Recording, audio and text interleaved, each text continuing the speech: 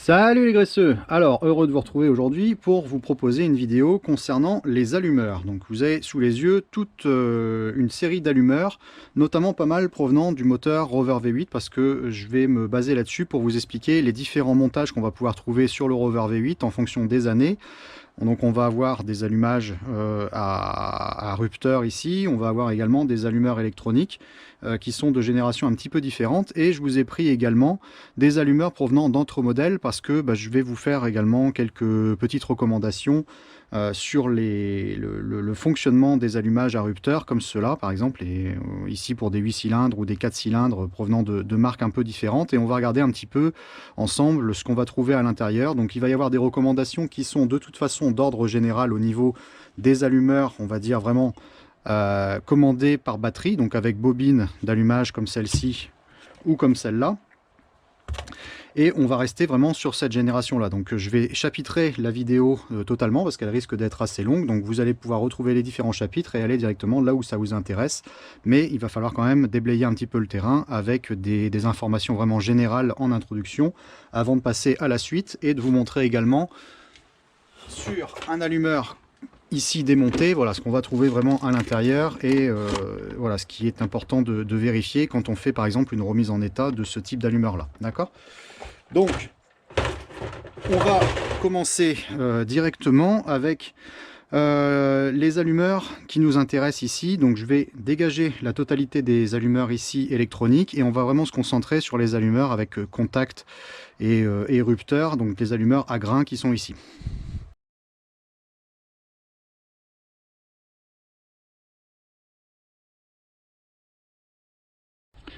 Voilà, donc là on a sélectionné ici pour le V8 Rover des allumeurs qui sont vraiment les tout premiers montages qu'on va trouver dans les années vraiment 70 et avant l'arrivée des allumeurs électroniques. Donc ici on en a deux qui sont en système avec vis platinée, donc rupture avec des grains, et là on a un système de seconde monte à une adaptation sur des modèles normalement mécaniques comme ça, qui sont transformés avec des modèles de seconde monte. Donc comme j'en avais un, je vais vous le montrer, je vous montrerai ce en quoi ça consiste, mais on s'intéressera pas trop longtemps à ça. Et également j'en ai sélectionné ici d'autres qui proviennent de marques différentes. Donc là on a du Citroën DS des années 70 qui va être également donc un rupteur comme celui-ci, voilà, donc avec l'hélice platinée qu'on va retrouver ici. Et là c'est assez intéressant de vous le montrer parce qu'il y a le système des cams et tout ça qu'on voit vraiment bien, et vous allez bien comprendre la différence entre un montage ici par exemple en 4 cylindres avec cet allumeur là et un montage par exemple en 8 cylindres avec ces allumeurs ici.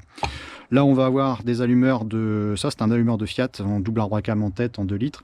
Bon, c'est pas super intéressant de vous le montrer, c'était juste pour vous montrer que voilà, au niveau des formes, les allumeurs peuvent avoir vraiment des formes vraiment différentes, et le plus souvent pour les identifier ou pour les trouver, vous allez trouver une capsule à dépression, voilà, dessus, si vous avez du mal à trouver l'allumeur sous le compartiment moteur. Voilà, sauf ici sur les DS, on n'a pas de capsule avant sa dépression, on fonctionne avec des maslots qui sont à l'intérieur. Et là par exemple on a un système ici sur de la Matra, donc là on est encore différent, ça c'est du système à effet Hall, donc ça je vous montrerai par la suite quand on parlera des allumeurs électroniques comme on a ici derrière.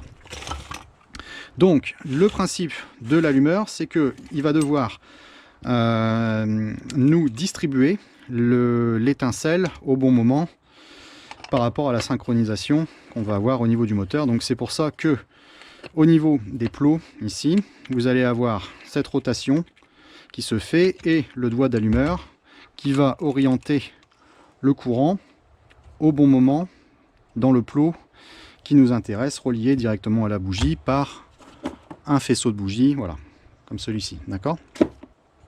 Donc il va avoir ce rôle là. C'est pour ça qu'on peut l'appeler également distributeur, par convention, au lieu d'appeler ça allumeur. Le deuxième rôle, ça va être un rôle de rupture, ici au niveau des contacts, comme là. Donc là on va créer une rupture au niveau des vis platinées afin de créer de l'allumage, chose qu'on va pouvoir retrouver également ici. Voilà, donc à chaque soulèvement des vis platinées, on a une petite étincelle qui se forme, et c'est ça qui crée la rupture. Donc voilà, ça c'est le deuxième rôle au niveau de l'allumeur. Et on va également avoir sur le dessous, donc là je vous montrerai dans la suite de la vidéo, on va trouver des petites maslottes au niveau de, enfin en dessous de ce plateau pour travailler au niveau de l'avance à l'allumage. Donc quand on vous parle de l'avance à l'allumage, c'est le fait de faire varier et de corriger au niveau du point d'allumage suivant le régime moteur que vous allez avoir et en fonction du mélange que vous utilisez, ce genre de choses, voilà, pour avoir vraiment la bonne puissance au bon régime. D'accord? Donc la variation de l'avance à l'allumage, c'est par exemple ce qu'on va retrouver ici au niveau des courbes, comme celle-ci, où voilà, pour un nombre de tours minutes au niveau vilebrequin, vous allez devoir vérifier que vous êtes bien dans la plage préconisée d'utilisation et de variation au niveau de votre avance. Donc on peut avoir une avance qui va être centrifuge au niveau des maslottes qu'on va trouver ici en dessous, mais on a également des avances à dépression par intermédiaire des capsules qu'on a ici, capsules qu'on va trouver là, ou capsules qu'on va trouver également ici. Voilà, donc celle-ci est HS, je l'avais noté à l'époque. Donc voilà, des petites capsules comme ça qui sont reliées. Je vais vous en montrer une qui est démontée, ce sera plus simple. Voilà, des capsules comme celle-ci qui sont reliées au niveau du plateau et qui vont faire varier, voilà, la géométrie directement ici pour aller modifier au niveau de l'allumage et de l'avance. D'accord ? Alors, petit point sur les capsules, souvent vous pouvez avoir des problèmes quand vous avez des problèmes de variation au niveau de l'allumage et vous vous rendez compte que votre allumage n'est pas calé comme il faut et qu'il y a une mauvaise variation. Un petit test à faire assez rapidement, par exemple sur la totalité de vos capsules comme ça et vos avances, vous reliez avec le petit tuyau que normalement vous retrouvez branché directement sur votre collecteur d'admission au niveau du moteur, et vous aspirez ou vous soufflez, et vous vérifiez que vous avez bien une résistance qui s'opère à l'intérieur de la capsule, parce qu'à l'intérieur ici vous avez un ressort, vous avez également une membrane, et c'est la variation de dépression ou de pression qui va faire que ça déplace plus ou moins la tige que vous avez ici. Et si la capsule est percée, vous pouvez toujours avoir de l'avance, enfin de la pression ou des pressions, ça ne variera jamais. Vous allez uniquement avoir l'action du ressort qui va rester fixe. Donc vous n'avez plus de variation au niveau du plateau, et ça se ressent quand vous avez un moteur qui par exemple est en charge. Les maslottes, ça va être vraiment une variation au niveau de votre avance par rapport à un nombre de tours minutes. Vraiment une prise de tour au niveau du moteur. Au niveau des capsules à dépression, c'est plus par rapport à la charge que vous allez avoir, donc par exemple quand vous êtes dans une côte ou quand vous êtes par exemple en décélération, ce genre de choses. C'est pour ça que vous avez ici une prise pour la dépression de ce côté-ci. Donc sur les V8 Rover, on n'utilise que celle-ci, celle-là vous pouvez la boucher, et celle-ci c'est vraiment pour la décélération, mais on n'en a pas besoin sur le V8 Rover. Donc vous soufflez dedans, et là on a bien une résistance. Donc je vais essayer de vous montrer avec un qui est HS par exemple. On va essayer sur celui-ci. Donc celui-ci est censé être bon. On va se mettre ici de ce côté-là.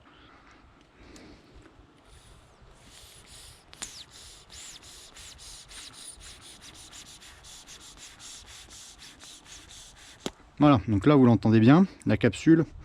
La membrane à l'intérieur est complètement percée, donc on a le flux d'air qui se balade, donc celle-là on ne peut rien en faire. Donc ça c'est un test qui peut se faire très très rapidement pour vérifier qu'au niveau des capsules vous êtes en bon état. Alors on en revient à notre montage premier qui est ici sur les différents éléments au niveau de l'allumeur.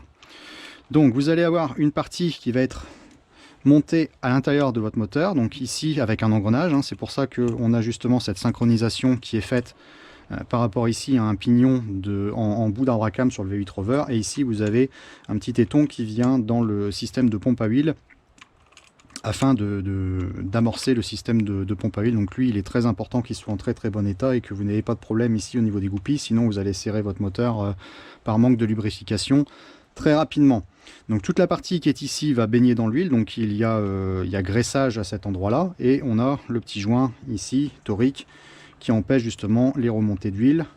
Et on va vraiment considérer que ici sous le capot de distribution au niveau de la tête d'allumeur, l'ambiance qui y règne n'est pas du tout la même que au niveau de l'atmosphère classique. C'est-à-dire que ici vous allez avoir des réactions chimiques qui se produisent notamment par rapport à des pertes de courant, des fuites de courant, et également les éléments qui vont recevoir des charges et des décharges. C'est pour ça que c'est toujours un petit peu cracra au niveau des allumeurs et que ça réclame de l'entretien. D'accord ? Donc ici vous allez retrouver le condensateur avec un nombre de microfarads qu'il faut respecter. Donc ça c'est indiqué, je vais vous montrer après. C'est indiqué, il faut bien rester dans les tolérances qui sont celles du constructeur, sinon vous pouvez avoir des problèmes avec des vis platinées qui vont s'user plus ou moins vite, vraiment du côté marteau ou côté enclume en fonction du nombre de microfarads que vous allez avoir, si c'est trop élevé ou si c'est en dessous de la préconisation. D'accord ? Donc par exemple ici sur un allumeur de 3,5 litres comme ça en première génération, au niveau nombre de microfarads, alors est-ce que il est indiqué? Voilà, on doit être entre 0,18 et 0,25 sur celui-ci, d'accord? Et après, on a ici notre écartement au niveau des vis platinées, donc entre 0,35 et 0,40. Alors, pour se baser par rapport à ça, donc vous utilisez uniquement des jauges d'épaisseur comme ça, donc on va se mettre, admettons, allez, en 35. Voilà, et vous allez venir régler l'écartement de vos vis platinées, ici sur une hauteur de cam, comme ici, qui doit être situé à 0,35. Donc on doit avoir voilà, cet écart-là sur la totalité des cams. Donc là, vous l'entendez sur des allumeurs comme ça, vraiment à contact mécanique. Voilà, vous avez toujours ce bruit de rotation, chose qu'on ne va pas retrouver sur les allumeurs électroniques. Voilà, d'accord? Donc pareil, ici, sur des allumeurs comme celui-ci, en se mettant sur la crête, on doit être réglé, toujours pareil, voilà, c'est toujours plus ou moins 0,35, 0,40, hein, mais ça, il faut se référer par rapport aux références constructeurs, et on est là. D'accord. Donc là, ces contacts-là, ils ont une durée de vie, hein, et il faut les changer assez régulièrement, parce qu'ils vont s'user ici au niveau des contacts que vous allez avoir ici, donc vraiment ce qu'on appelle les vis platinées, et ils vont s'user également au niveau du tout-chaud qu'on a ici, et qui lui va se soulever par rapport aux cams qui sont sur l'axe de votre allumeur. Alors, vous avez bien compris, j'aurais peut-être dû commencer par là d'ailleurs, c'est qu'au niveau de votre axe d'allumeur, ici, on a un axe avec différentes cams. Et à chaque fois qu'on a une pointe, ça correspond à l'endroit où on doit avoir le décollement maxi au niveau des vis platinées ici. Et chaque hauteur de cam représente un cylindre. Donc là, ici, vous en avez 8. Voilà. Et sur des 4 cylindres, vous allez en avoir 4. Voilà, comme ici, là on est sur une hauteur. 1, 2, 3, 4 ici, et vous allez avoir une position repos. D'accord? Et donc ce qu'il faut vraiment régler, c'est en fonction de l'usure que vous allez avoir ici au niveau du tout chaud. Comme ici, hein. Là on voit très bien le tout chaud qui est là, et qui, avec le nombre de rotations et tout ça, va finir par s'user, hein, tout simplement, au niveau du contact par frottement. J'en avais d'ailleurs un ici, celui-là on le verra peut-être un peu mieux, qui est bien usé aussi. Vous voyez, celui-ci il lève même plus du tout, il n'y a plus rien. Bon, c'est à peine perceptible, et donc quand on a un écartement qui n'est pas suffisant, on n'a pas une étincelle qui est bonne, et on ne peut pas avoir d'allumage au niveau des bougies. Voilà, donc après au niveau des condensateurs, ici vous pouvez l'avoir qui est monté à l'intérieur, ou alors vous pouvez l'avoir monté à l'extérieur comme ici. Et donc une chose qui va être importante, que ça soit sur quel que soit l'allumeur, hein, quand vous êtes en contacteur comme ça, c'est de vérifier quand vous faites votre réglage que vous êtes bien à un réglage qui est bon sur la totalité de vos cams, parce que notamment des allumeurs d'EDS, hein, c'est compliqué en réalité d'en trouver en bon état, parce qu'ils sont tous plus ou moins usés, et de façon qui n'est pas forcément uniforme, où on va avoir quelquefois des différences au niveau des levées. Ici, au niveau des cams, voilà, on a une usure qui n'est pas régulière. On va avoir, admettons, vous allez pouvoir le régler sur le cylindre numéro 1 à une levée de 0,4. et puis vous avez passé sur le cylindre 3, vous n'allez plus être qu'à 0,35. Bon, on est encore dans les tolérances, hein, mais vous pouvez quelquefois avoir un écart qui est vraiment conséquent. Et il faut bien vérifier sur la totalité des cams que vous êtes bon, que vous êtes dans les tolérances. Donc vous pouvez avoir des tout petits écarts, hein, en général de 0,5 ou voilà, de 0,35, 0,40. Là on est à peu près bon, donc il faut travailler dans cet intervalle là à peu près. Mais si vous avez des écarts qui sont plus grands, il faut procéder soit à trouver un allumeur qui est en meilleur état, ou alors passer sur des allumeurs de seconde monte en allumage électronique par exemple. Donc ici sur un allumeur comme ça en 8 cylindres, c'est pareil, vous allez avoir le boulot à faire plusieurs fois ici et vérifier que au niveau de votre levée maxi, vous allez être bon sur la totalité de vos cams. D'accord? Alors après, chose qu'on va avoir également, c'est pour régler au niveau de l'angle de cam. Donc l'angle de cam, en réalité, je vais vous montrer ici sur le 4 cylindres, ça va être plus simple.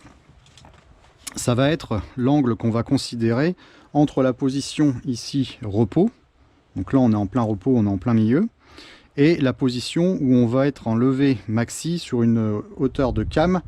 Et on est réglé, admettons, à 0,40 ici. Et donc on va considérer l'angle que vous avez là, à partir du point de repos jusqu'au point de levée maxi. Et ça vous donne votre angle de cam. Et vous pouvez avoir une certaine usure. Donc votre angle de cam, il est donné dans la revue technique. Et ça, il faut le vérifier. Et quelquefois, justement, vous pouvez, notamment sur celui-ci, on peut modifier. Voilà, il y a une petite molette de réglage qui va modifier au niveau de l'angle de cam. Parce que vous pouvez avoir une usure qui s'installe avec le temps. Donc voilà, c'est pas des éléments qui sont à durée vraiment indéterminée, quoi. Ils vont avoir vraiment une certaine durée de vie. Voilà, donc je pense vous avoir dit déjà pas mal de choses concernant les allumeurs à grains. Le temps tourne. Au niveau de l'entretien, vous allez devoir mettre un petit peu de graissage à cet endroit-là assez régulièrement, pour lubrifier. Et puis là, voilà, il est vraiment brut de démontage. Donc en général, on trouve vraiment dans cet état-là au niveau de l'intérieur, au niveau de l'atmosphère. Et pour le réglage, voilà, vous allez devoir travailler ici avec la vis qu'on a là, qui va venir plus ou moins de façon, grâce à un trou oblong, régler vraiment la distance au niveau de vos grains. Je vais vous donner la référence au niveau de vos références ici. Donc on est sur du RTC 6623. Voilà, donc là on va avoir des vis platinées neuves, voilà, pour allumeur à grains Rover V8. Voilà, donc celles-ci sont neuves avec un ressort, le touchot en bon état, et on a une petite feutrine à mettre en place. Au niveau des maslots, je vais vous en parler dans les allumeurs électroniques. Donc je pense que j'ai fait à peu près le tour. Au niveau des angles de cam, est-ce que c'est la peine de vous en parler, sachant que voilà, en réalité, que ça soit pour du 4 cylindres ou du 8 cylindres, on va avoir, on va dire, certaines difficultés pour de la performance avec des allumeurs comme ceux-là, par exemple en 8 cylindres, quand vous allez prendre beaucoup de tours, parce qu'en réalité votre angle de cam, il va être différent, il va être réduit sur des allumeurs comme ça, parce qu'on a beaucoup plus de cylindres, on a 2 fois plus de cylindres que ici en 4 cylindres. C'est-à-dire que là, vous avez un angle de cam en général sur les 4 cylindres, on va être dans les 50 degrés, mais on va tomber presque dans les 30 degrés. Vous allez comprendre pourquoi. Voilà, entre ici et la pointe de cam, la tête de cam de crête ici au niveau du cylindre suivant, on a un angle qui est plus faible que sur un 4 cylindres. Voilà, on effectue plus de distance. Et au niveau de la rotation, vous ne pouvez pas faire plus que 360 degrés divisé par votre nombre de cylindres. Donc plus on va monter dans le nombre de cylindres, plus on va avoir des problèmes au niveau d'affolement de grains ici et de chute de performance au niveau de l'allumage quand on va prendre des tours. Donc souvent c'est quand même compensé par le fait que sur des moteurs à multicylindres, surtout avec des technologies assez anciennes, on roulait plus ou moins au couple, on ne prenait pas des nombres de tours de folie. Mais voilà, ça peut poser problème. Donc c'est pour ça que la totalité des réglages en réalité sont des compromis. On n'arrive jamais à avoir un allumage qui est ultra performant tout le temps entre du bas régime et des allumeurs où on va demander vraiment des hautes montées en régime, parce qu'en réalité, le temps d'accumulation ici sur ces systèmes ici est plus court que sur des systèmes ici en 4 cylindres. Donc c'est pour ça que voilà, quand vous passez les 5000 tours, ouais, à peu près sur du Rover V8 avec des allumeurs par exemple à grain comme ça, c'est pas performant du tout.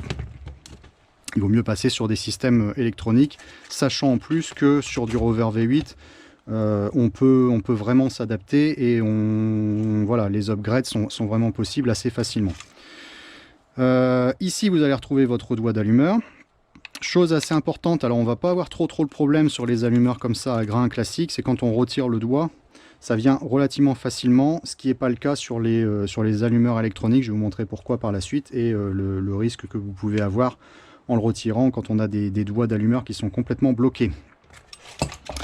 Donc là, on a fait le tour. Est-ce que je vais vous parler, oui, du système qu'on a ici. Alors ça, c'est un système avec des lentilles, voilà, que vous voyez là. D'accord. Et on va avoir une roue dentée. Donc là, c'est un système de seconde monte, hein. C'est Lumination qui vendait ça à une époque. C'est un système d'adaptation. Voilà, donc c'est légèrement cranté ici au niveau de la couronne, et on va transformer finalement un allumeur à grain classique où on vient mettre ce système de lentilles ici et briser la détection par l'intermédiaire de la couronne dentée qu'on a là, voilà, qui va passer devant, et après on a un petit module, voilà, qui nous permet de gérer l'allumage. Donc ça, c'est une évolution seconde monte avant de passer vraiment sur les allumeurs comment dire, électroniques qui ont été montés d'origine sur les V8 Rover. D'accord. Mais là, ce que vous pouvez constater, c'est que on n'a plus de système de contact, et donc on n'aura pas d'usure. D'accord. Sauf évidemment sur le doigt et sur la tête qui, elles, vont rester en place. Chose importante, ces allumeurs là fonctionnent avec des bobines pour allumage à grain. Donc on est bien d'accord, toujours si vous faites un upgrade, de passer sur l'ensemble allumeur plus bobine qui vont être différents. Donc on va en parler tout de suite, et on va passer sur les allumeurs électroniques. Alors, petit aparté aussi, avant de faire ça, c'est que sur les allumeurs à grain classiques de V8 Rover, vous allez avoir plusieurs montages. Donc il faut vous baser par rapport à la référence. Grosso modo, les allumeurs là, c'est des 35 D8. Ceux-là, donc vous allez retrouver, voilà, ici frappé sur le corps de l'allumeur, 35 D8. 35 D8, mais vous avez une variation ici au niveau du modèle. Donc là, on est sur le 41681. 41681A, et sur celui-ci, ça, je sais pas d'où ça provient, parce que j'ai même pas trouvé. Voilà, j'ai trouvé juste 35 D8, mais une légère variation qui n'est pas, enfin que j'ai pas encore répertoriée pour le moment.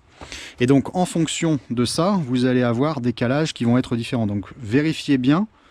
Il y a quand même des différences, même dans les allumeurs à grain. Tous les allumeurs ne se valent pas, et ils vont avoir des variations vraiment différentes au niveau des avances centrifuges ici. Donc ça va jouer par rapport au type de moteur que vous avez en place sur le véhicule, si vous êtes vraiment matching numbers. Bon, j'ai envie de vous dire, dans l'absolu, de toute façon, en connaissant le V8 Rover, n'importe quel allumeur, ça va marcher à partir du moment où vous faites vos réglages. Et puis, il faudra vous adapter par rapport à la santé de votre moteur et puis la config que vous avez vraiment dessus. Mais voilà, si vous êtes matching numbers, vérifiez bien ça et vérifiez que vous avez l'allumeur qui convient par rapport à votre montage.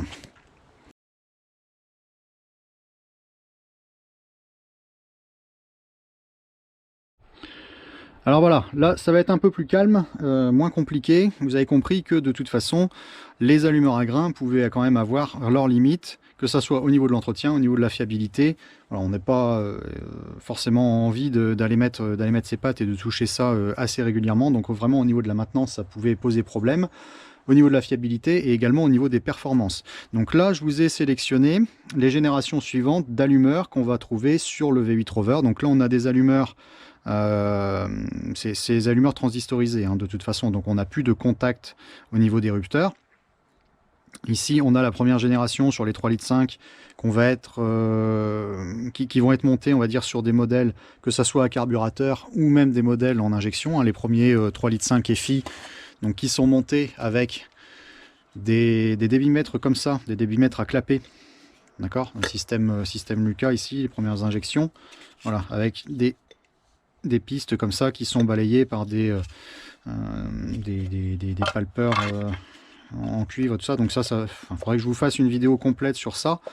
Donc en général ça va de pair, hein. Moi tous les montages que j'ai trouvés de 3,5 litres, que ça soit des carbus, à partir des années en général 84-85, on trouve ces allumeurs là, donc montés avec des bobines et amplificateurs situés ici en dessous et qui sont montés sur l'aile côté conducteur, hein, devant le maître cylindre et puis master vac. Voilà, donc avec ce système là, donc ça on est sur des allumeurs qui portent la référence 35DM8. Et après on est passé sur des allumeurs qui font exactement le même boulot et qui sont de génération suivante. Au niveau de l'intérieur, ça va être à peu près la même chose, sauf qu'on va trouver l'ampli d'allumage qui est monté ici directement sur le corps de l'allumeur. Et là, on est sur la génération 35DLM8. D'accord? Donc ici, là, 35DLM8, ou alors celui-ci également. Voilà, 35DLM8 avec le petit ampli, le petit module qui est là. Et donc cet ampli que vous allez retrouver ici, le module électronique, fonctionne avec... pareil, la bobine qui lui est appareillée mais qui n'a plus l'ampli en dessous et qui n'est plus montée sur l'aile mais qui a été déportée ici sur le corps de l'allumeur. Voilà, donc en réalité, cette partie-là des 3.5 est miniaturisée ici. Donc là, plutôt sur les montages de 3,9 litres. Donc moi, j'ai toujours trouvé ça à partir des années...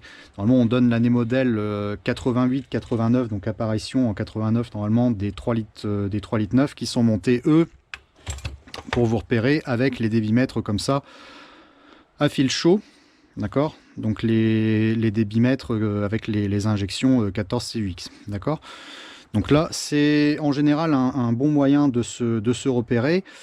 L'inconvénient, s'il y en a un, enfin il y en a deux, hein, sur celui-ci, c'est que les modules ici ont tendance à claquer quand même plus facilement sur cette génération là. Alors ils sont très faciles à changer, hein. Vous avez juste voilà, les petites vis ici à défaire, vous en avez un dans la boîte à gants, tac, on défait, on repart, on remet quoi.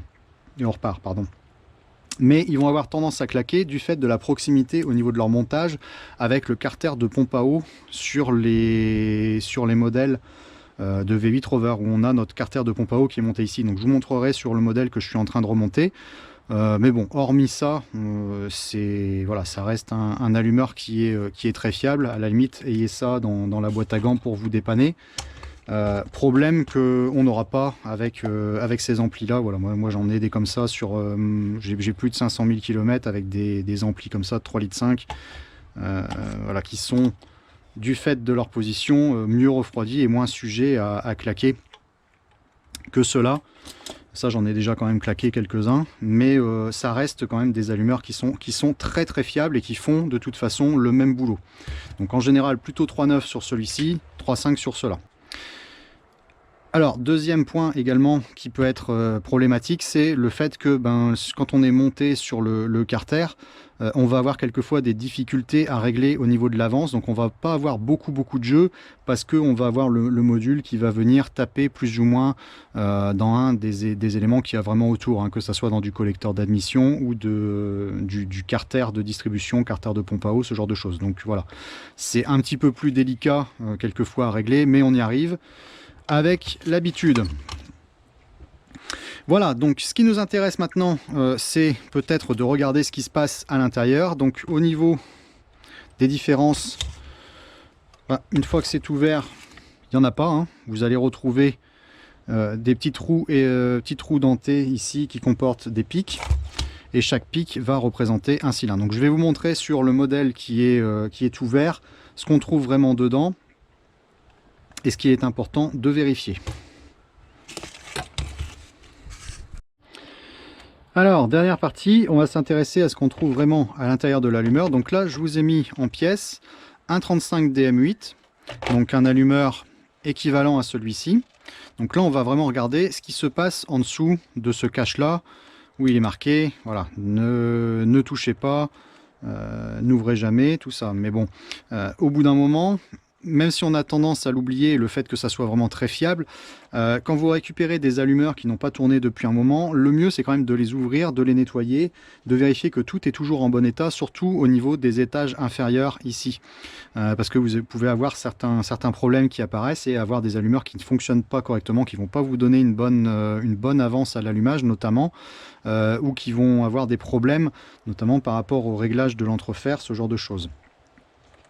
Petit point, je vous en ai parlé tout à l'heure au tout début de la vidéo, faites attention sur des allumeurs électroniques comme ça, qui n'ont pas de graissage ici et qui ont une atmosphère qui est vraiment différente des allumeurs où on va avoir vraiment un contact et où on a des grains à l'intérieur, parce que pour retirer au niveau du doigt d'allumeur, vous pouvez avoir des grosses difficultés à le retirer s'il n'a pas été retiré depuis très très longtemps, et on en a plus d'un qui prennent vraiment appui et qui tire comme des ours là-dessus parce que ils n'arrivent pas à le débloquer. Et bon, là il est venu correctement, mais quelquefois vous pouvez avoir des problèmes où vous allez vraiment faire sauter la totalité des systèmes et des maslots qu'on va trouver ici au bout.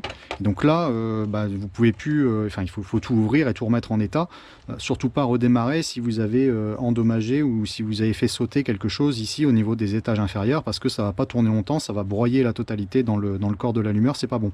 Donc n'hésitez pas quand vous changez au niveau du doigt à mettre une toute petite pointe de, voilà, sans en mettre trop, parce qu'il ne faut pas que vous ayez d'éléments vraiment gras ici sur la petite couronne dentée aimantée que vous allez avoir ici.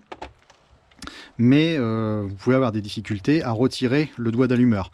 Doigt d'allumeur, faites attention également, donc ça j'en ai déjà parlé dans certaines vidéos, hein. Je vous ai fait quand même pas mal de vidéos sur l'allumage du Rover V8, notamment trouver le point Morrow, trouver le point Morrow véritable, caler les allumeurs, caler l'allumage, le système d'avance aussi, les capsules à dépression. Donc vous avez tout ça, vous retrouvez dans les playlists au niveau de la chaîne. Mais là par exemple une fois, voilà, j'ai reçu une pièce de remplacement. Donc là on est sur un doigt par exemple Lucas d'origine, et j'avais commandé une pièce de remplacement qui devait être celle-ci, et j'ai reçu ça. Donc là c'est de la seconde monte, et ça c'est de la qualité vraiment très bas de gamme, inférieure, où on va avoir des différences au niveau des tailles des pièces, mais surtout par rapport à l'épaisseur. Regardez, vous voyez, il y a une différence ici au niveau du doigt, où on va avoir des épaisseurs qui sont vraiment différentes, et puis même la géométrie me convenait pas. Enfin voilà, c'est une mauvaise pièce. Enfin, marcher ça va marcher, hein, mais ça n'aura pas un fonctionnement optimal. Mais donc faites toujours très attention sur les pièces qui sont en place. C'est pas parce que vous avez la totalité des pièces qui, selon un vendeur qui va vous vendre un véhicule, ont été remplacées et tout ça, que vous avez forcément quelque chose de bon sous le capot. Et même avec des pièces neuves, vous pouvez avoir quelquefois des problèmes de fonctionnement où on peut chercher longtemps. On se dit, voilà, j'ai des problèmes d'allumage, j'arrive pas à le régler, tout ça, pourtant j'ai tout mis en neuf. Oui, vérifiez quelquefois avec des pièces anciennes que votre problème ne disparaît pas, ce qui permettrait d'incriminer quand même des pièces neuves. Donc on passe sur le système ici, où moi j'ai tout mis en pièces. Donc si vous voulez, en dessous de ce cache qui là est cassé, voilà, donc on défait ici au niveau des petites vis qu'on va avoir là, et là on va avoir accès au niveau des étages inférieurs. Donc dans l'ordre, vous allez retrouver la petite couronne ici qui est aimantée, et chaque crête, chaque pic va représenter un cylindre. Donc là, si vous voulez, c'est la projection et c'est la continuité, mais de façon électronique, du système à cam que je vous ai montré vraiment précédemment sur les allumeurs à grains, où vous avez la hauteur de cam. Là, ici, on va être symbolisé uniquement par cette crête ici. Donc là, on va retrouver 8. Et on a une géométrie, voilà, à respecter quand on les met en place. Au niveau des axes, vous allez retrouver, voilà, des petites pièces en plastique, et vous avez votre axe ici de distributeur qui a ses stries et ses encoches pour venir mettre vraiment la roue dentée bien comme il faut et respecter la géométrie nécessaire. Ça, on va l'avoir également ici au niveau d'un plateau, où on va passer devant une partie qui va être fixe. Donc ici vous avez votre rotor et votre stator, et là on va pouvoir régler également. Donc vous voyez, là on est aimanté. Donc quand il y a la rotation, ce qui est important de vérifier également ici, c'est ce qu'on appelle l'entrefer. Donc c'est le réglage que vous allez devoir effectuer entre ces deux parties. Il ne faut pas que ces deux parties se touchent, jamais. Donc là, elles sont aimantées, donc elles vont avoir tendance à s'attirer les unes les autres. Mais il faut régler cette distance. Et donc là, je vais vous donner le réglage à vérifier.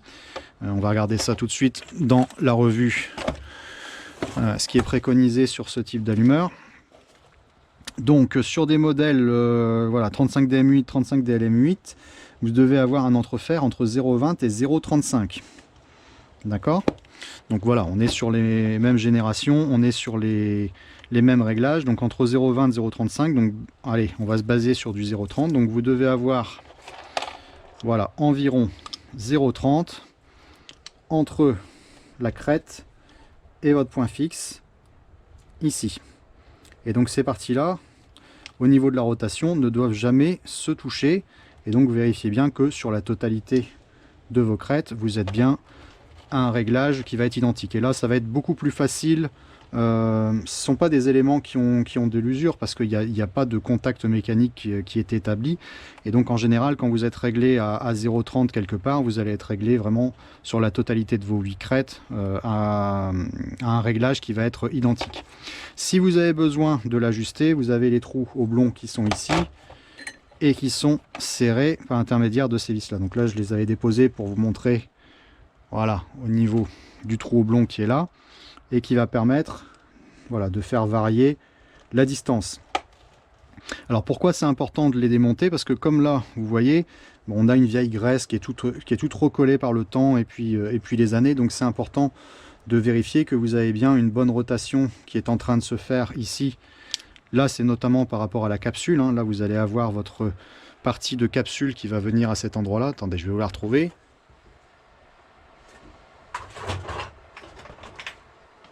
Voilà, la capsule, bon, qui ici est HS, mais qui vient de cette façon-là prendre dans le petit téton. Et qui, en fonction de la dépression dans l'admission, va faire varier la distance, enfin la géométrie, au niveau de votre plateau, et donc modifier votre avance à l'allumage. D'accord? Donc les avances, je vous en parle pas, allez vous refaire la vidéo concernant l'avance à l'allumage, j'en parle plus en détail quand j'ai fait des travaux sur mon véhicule. Ce qui est important de faire, c'est de faire un réglage en statique. Voilà, en général, on commence par des allumeurs électroniques comme ça, on met du 6 degrés à 750 tours minute pour commencer, et après on ajuste en fonction du carburant que vous avez utilisé, le moteur suivant son état, et puis voilà, puisque vous allez rechercher également au niveau de votre fonctionnement, la façon dont vous conduisez un petit peu également pour moi, mais voilà, donc je vous en parlerai peut-être plus en détail un autre jour. Ici, ce qui était important, c'est de vous montrer qu'on avait besoin de cette rotation ici.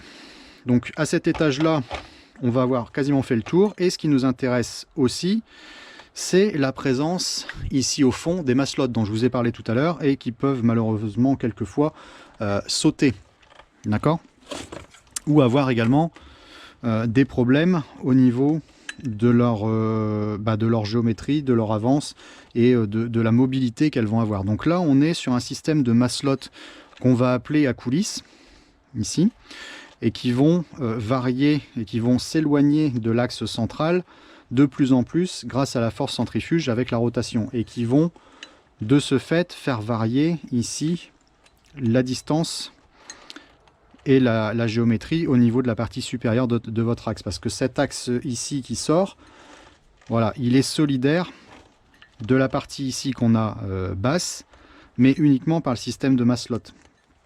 Et puis voilà, en général il y a des rainures qui sont faites au niveau des axes, mais voilà, donc c'est pour ça que vous pouvez indépendamment bouger la partie haute de la partie basse. Voilà, bon, on peut pas faire des demi-tours complets, hein, mais c'est suffisant pour modifier vraiment considérablement les degrés d'avance à l'allumage. Et là, sur celui-ci, je vais vous montrer, hein, on a vraiment un problème, c'est le fait que les maslots, elles sont complètement, vous voyez, elles n'ont pas de mobilité. Ça, c'est parce qu'elles manquent de lubrification, elles ont une vieille graisse et puis l'inaction qui fait que justement ces maslots n'aurait pas cet effet à force centrifuge, donc la correction au niveau de l'avance ici, centrifuge, ne serait pas bonne. Donc c'était important par exemple de la démonter. Et là vous avez des ressorts qui, suivant les montages, les constructeurs, ou alors quelquefois quand on est dans des moteurs de compétition, ce genre de trucs, on peut aller les remplacer pour avoir plus ou moins de résistance, ou voilà, chercher la variation et la vitesse de variation ici au niveau des forces, voilà, qu'on va vraiment rechercher. Donc là, on va balancer un petit peu de dégrippant là-dedans, on va essayer de dégripper un petit peu tout ça pour vous montrer au niveau des maslots ce que ça peut donner. Donc ici, comme je vous ai dit, maslots à coulisses, et après on peut avoir des maslots qui ont des formes un petit peu différentes, qu'on va appeler des maslots développantes. Je vous mettrai une capture, parce que là j'ai pas d'allumeur à maslot développante, voilà, où au niveau de la géométrie ça va être un petit peu différent de ce qu'on va trouver ici. Donc là, je vais nettoyer ça, et puis je vais vous montrer la différence avec un système où on a des maslots qui ont une bonne coulisse et qui réagissent vraiment bien. Bon voilà, donc je viens de finir de nettoyer une bonne fois pour toutes et de souffler ici au niveau de cet allumeur, et je vais vous montrer le résultat. Donc il en avait vraiment bien besoin, il était tout recollé au niveau de sa graisse et de son huile ici. Donc là on a nos maslots qui sont revenus, voilà, là vous voyez bien, en position de repos. Et donc avec la rotation, vous avez un allumeur qui va tourner comme ça, hein, dans le sens horaire, voilà.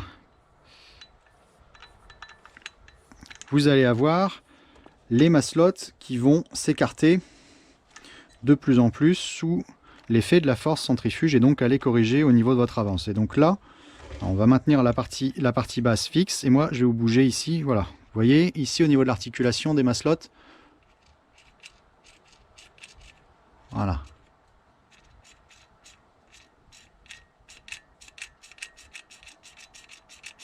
Donc là on a récupéré un système qui fonctionne à peu près correctement, donc il faudrait continuer vraiment au niveau du nettoyage, tout vérifier. On est quand même beaucoup mieux que ce qu'on avait tout à l'heure, donc ça c'était une raison suffisante pour vraiment l'ouvrir et aller vérifier ce qu'on trouve ici au niveau du point bas, parce que si vous n'avez pas les maslots qui ont la bonne action, tout ça, bah vous pouvez tout simplement pas corriger au niveau de votre avance à l'allumage correctement ici. Vous voyez? Et donc là vous comprenez ce que j'essayais de vous dire tout à l'heure avec le système des ressorts, avec la résistance qu'on va avoir plus ou moins. Donc les résistances sont données ici par le tarage ici au niveau des ressorts, et on peut avoir des ressorts qui soient plus ou moins souples ou plus ou moins durs comme vous voulez, pour aller contrecarrer l'effet de la force centrifuge et les maslots. Voilà. Donc là, moi ici, je vais continuer mon nettoyage et je vais refaire un remontage complet pour avoir cet allumeur-là de côté. Je pense qu'on a bien balayé quand même. Il y a quand même des informations qui fusent un petit peu dans tous les sens, parce que je prépare rien, donc je fais tout vraiment en live et j'essaye de vous donner un petit peu par rapport à l'expérience que j'ai sur ce type d'allumeur-là, et des connaissances, on va dire, générales. Mais il se peut que j'ai oublié certaines choses. Donc, chose à vérifier vraiment au niveau de ces allumeurs: les maslots, le doigt, la tête, l'entrefer qu'on va avoir ici, donc sur les systèmes d'allumage électronique, et capsule à dépression ici qui ne soit pas percée, donc qui corrige vraiment comme il faut. Et à la fin, voilà, vous avez un allumeur comme celui-ci. Donc celui-ci par exemple il est rouillé, hein, là vous voyez, donc là ça demande un démontage et nettoyage complet. Les têtes d'allumeur, faites attention, toujours pareil au niveau des qualités, et puis à changer quand même au bout d'un moment. Là par exemple ici vous avez votre charbon central qui fait votre appui au niveau du doigt, qui n'est plus présent, qui n'est plus en état. Je vais vous en montrer un qui est bon. Est-ce que j'ai ça dans le coin? Regardez sur cet allumeur là. Voilà, donc vous avez le charbon central ici, comme ça, à vérifier. Donc là on a un allumeur qui là celui-ci est en bon état, celui-ci. Et puis ce que je vais faire, on va aller voir tout de suite sur le V8 que je suis en train de remonter. Vous allez voir le montage en place, vous verrez à quoi ça ressemble tout de suite. Mais j'espère que dans tous les cas la vidéo vous sera utile. J'ai essayé de balayer le plus large possible sur ces allumeurs là, et si vous avez des questions, vous les posez dans l'espace commentaire, et on se retrouve tout de suite. Là je vais aller voir et vous montrer sur mon moteur comment ça se met en place au niveau de cet allumage là. Alors, petit aparté quand même, une toute dernière concernant les allumeurs transistorisés, où je vous ai pas parlé de l'allumeur de la Matra, qui est différent de... Celui-ci va être à effet halo, donc voilà, on a des petites lumières comme ça, voilà, qui sont... voilà, le principe est plus ou moins semblable à celui-ci. Là, on est avec des générateurs, ce qu'on appelle les générateurs inductifs. Voilà. Donc c'était pour montrer vraiment la différence ici. Donc ça avec les petites couronnes aimantées comme ça. Et là, quand vous allez retrouver des géométries ou des pièces qui ressemblent un petit peu à celle-ci, là voilà, vous êtes sur des générateurs, enfin des distributeurs à effet halo. Et au niveau des plateaux, voilà, vous allez trouver des plateaux qui ressemblent plutôt à ça. Mais bon, c'était pas le but de la vidéo. Mais j'avais dit que j'en parlais, donc voilà, on fait toute petite capture dessus et au moins on a une dénomination qui est donnée sur les différentes technologies. Voilà, donc on se retrouve sous le capot du range que je suis en train de construire, hein, celui-ci, qui a bien avancé, donc je vous ferai des mises à jour, un de ces quatre, sur les avancements. Là, je suis en train de travailler sur les systèmes d'échappement et voilà, et échappement vraiment maison au niveau de la suite. Là par contre, voilà, il est monté donc avec une injection de 3,9 litres d'origine et on a notre système d'allumeur. Voilà, donc il faut que je remette ici mon petit tuyau. Là, je l'avais emprunté pour vous faire la démo tout à l'heure. Voilà, de capsule de dépression qui va venir ici au niveau du plénum à cet endroit là. Donc là on est sur l'allumeur 35D LM8 avec le petit ampli. Et voilà, là on a l'illustration parfaite de ce que je vous disais tout à l'heure au niveau de la place que ça va prendre au niveau du petit module électronique et d'ampli qu'on va avoir sur le corps de l'allumeur, qui va parfois gêner, voilà, avec des petits systèmes ici de barres ou de tension qu'on va pouvoir avoir pour les périphériques, et également buter, voilà, quelque part un petit peu par là ou sur l'avant. Et vous voyez, je vous parlais de la proximité qu'on va avoir, notamment par rapport à la chaleur, hein. Quand il est placé à cet endroit-là, il va avoir tendance quand même à souffrir davantage que quand il est monté ici au niveau du passage de roue conducteur. Et donc là, on a notre bobine, voilà, bobine électronique ici, qui est bien appareillée à cet allumeur là, et je suis sur un faisceau silicone. Bon, ça c'est, j'en parle dans les vidéos de l'allumage. Donc voilà, ici ça illustre parfaitement. Vous avez la proximité par rapport au carter de pompe à eau qui est ici, et vous avez également la chaleur du moteur qui est là, et des ranges à injection voilà, qui ont tendance quand même à dégager pas mal de chaleur également. Et vous avez votre radiateur en plus qui est ici, qui évacue ses calories. Donc il règne quand même à cet endroit là une certaine chaleur.